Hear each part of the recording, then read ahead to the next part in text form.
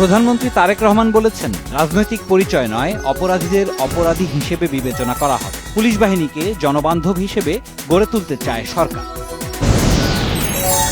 যারা chain of command ভাঙবেন তাদের বিরুদ্ধে কঠোর ব্যবস্থা নেওয়া হবে। পুলিশকে হুঁশিয়ারি স্বরাষ্ট্রমন্ত্রী সালাউদ্দিন আহমদ। গত এক সপ্তাহে এআই প্রযুক্তি ব্যবহার করে ৩০০-র বেশি মামলা দেয়া হয়েছে। পুরোপুরি চালু হলে প্রতিদিন ১,০০০-এর বেশি মামলা দেয়া যাবে, জানিয়েছেন ডিএমপি কমিশনার।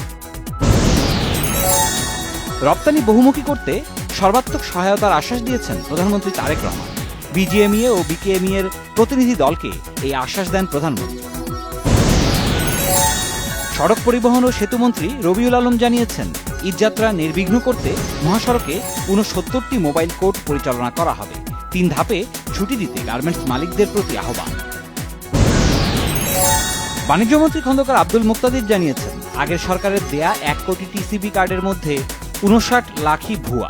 প্রকৃত তালিকা তৈরি করছে সরকার। ধর্মমন্ত্রী শাহ মোফাজ্জল হোসেন কায়কোবাদের অভিযোগ, প্রধানমন্ত্রী তারেক রহমানের অনেক ভালো কাজ অনেকের সহ্য হচ্ছে না, তারা নানা ধরনের ষড়যন্ত্র করছে।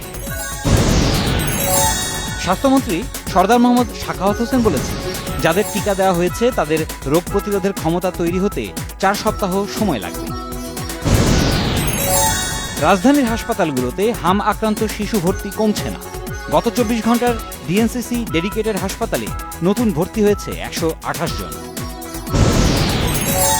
গর্ভের সন্তান ছেলে না মেয়ে তা প্রকাশ করা যাবে না মর্মে পূর্ণাঙ্গ রায় প্রকাশ করেছে হাইকোর্ট। এতে বলা হয়েছে, গর্ভের শিশুর লিঙ্গ নির্ধারিত হলে কন্যা শিশু হত্যার ঝুঁকি বাড়ে। যোগ্যতার ভিত্তিতে নারী উদ্যোক্তাদের উৎসাহ দেওয়া দরকার, মনে করেন ডাক্তার জুবাইদা রহমান। বাংলাদেশ পুলিশ নারী কল্যাণ সমিতি পুনাকের বার্ষিক সমাবেশ ও আনন্দ মেলায় অংশগ্রহণ। বিএনপি ও অঙ্গ সংগঠনের নেতাকর্মীদের অপহরণ, গুম করে ক্রসফায়ারের নামে ২,২৭৬ জনকে হত্যার অভিযোগের তদন্ত চেয়ে ট্রাইব্যুনালে ফের অভিযোগ।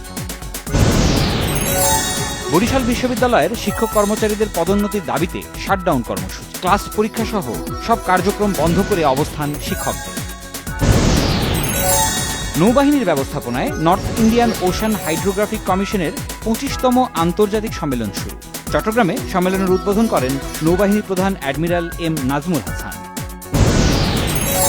বাংলাদেশ সীমান্তে কাঁটাতার বসাবে ভারত। ৪৫ দিনের মধ্যে বিএসএফ এর কাছে জমি হস্তান্তরের ঘোষণা পশ্চিমবঙ্গের মুখ্যমন্ত্রী শুভেন্দু অধিকারী।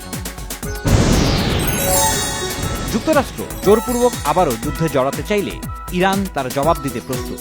কূটনীতির মাধ্যমে সমাধান চাইলে তেহরান সে পথেও হাঁটতে রাজি, ইরানি পররাষ্ট্র মন্ত্রণালয়ের ঘোষণা। থাইল্যান্ডের সাবেক প্রধানমন্ত্রী থাকসিন সিনাওয়াত্রা কারামুক্ত হয়েছেন।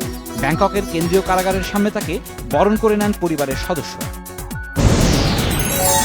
পাকিস্তানের বিপক্ষে প্রথম টেস্টের চতুর্থ দিনে বৃষ্টির দ্বিতীয় ইনিংসে বাংলাদেশ ৩ উইকেটে করেছে ১৫২ রান।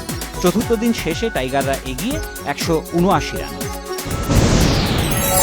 ৩ ম্যাচ হাতে রেখেই স্প্যানিশ লা লিগায় চ্যাম্পিয়ন হয়েছে বার্সেলোনা। শিরোপা নির্ধারণী এল ক্লাসিকোয় চিরপ্রতিদ্বন্দ্বী রিয়াল মাদ্রিদের বিপক্ষে তাদের জয় ২-০ গোলে। দেশের সিনেমা হলগুলোতে মুক্তি পাওয়ার ১.৫ মাস পর সাকিব খানের প্রিন্স ছবির সনদ স্থগিত করেছে বাংলাদেশ চলচ্চিত্র সার্টিফিকেশন বোর্ড। আগে বাদ দেয়া কিছু দৃশ্য সংযোজনের অভিযোগ।